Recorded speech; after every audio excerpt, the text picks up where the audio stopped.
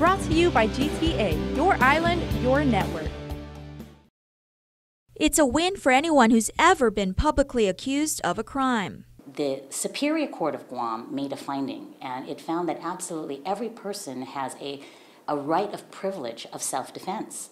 If someone accuses you of sex abuse, and in this context, in a public forum, that every person has the right to defend against that, to repel the allegations of abuse is the language that's used by many courts. In a recent decision and order issued by Superior Court Judge Michael Bordallo, he denies in part and grants in part Archbishop Anthony Apuron's motion to dismiss the libel and slander lawsuit against him. If you recall, the defamation suit was filed by Apuron's accusers, Roy Quintanilla, Walter Denton, Roland Sandia, and Doris Concepcion on behalf of her deceased son, Joseph Sonny Canata. All four men alleged they were molested by Apuron, who was a priest at the Mount Carmel parish in Agate decades ago.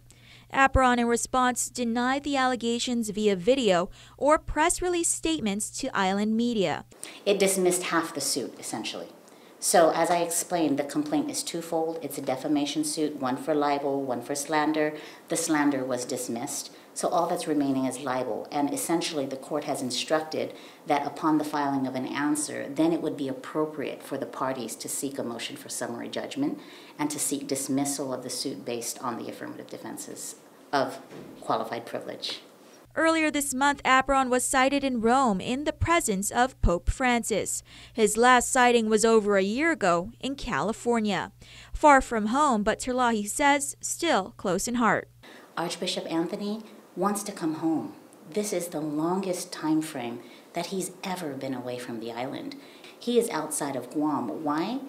Would you be able, Crystal, to live in this very small, close-knit community in the difficulty that exists?